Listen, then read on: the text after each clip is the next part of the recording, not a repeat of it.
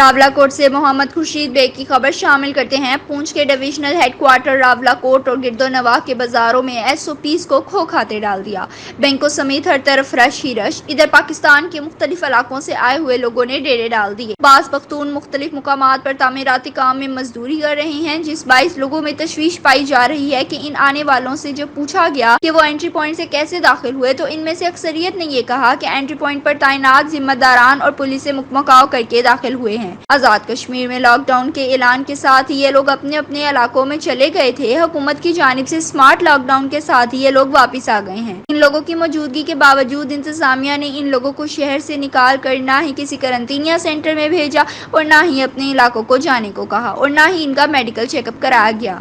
अगर यही सूरत हाल रही तो अंदेशा है कि न सिर्फ रावलाकोट बल्कि दीगर इलाके भी कोरोना से मुतासर हो सकते हैं। यहाँ के सियासी और समाजी और अवामी हलकों का कहना था कि जब आज़ाद कश्मीर के अंदर कोरोना के मरीजों की तादाद 2 से 5 तक थी तो मुकम्मल लॉकडाउन था। अब जबकि 100 के करीब है तो दिन ब दिन बढ़ रही है। इसके बरअक्स लॉकडाउन खोल दिया गया। यहाँ के अवामी हलकों के मुतालबा किया है कि एक तो पाकिस्तान के मुख्तलिफ इलाकों से आए हुए लोगों का फौरी तौर पर मेडिकल चेकअप करवाया जाए, इन्हें महसूस मुकामात पर रखा जाए या वापस भेज दिया जाए। इसी तरह एसओपीज पर अमल दरामद करवाने के लिए मौसर इंतजामिया तैनात की जाए ताकि हुकूमती अहकामात पर अमल दरामद हो सके।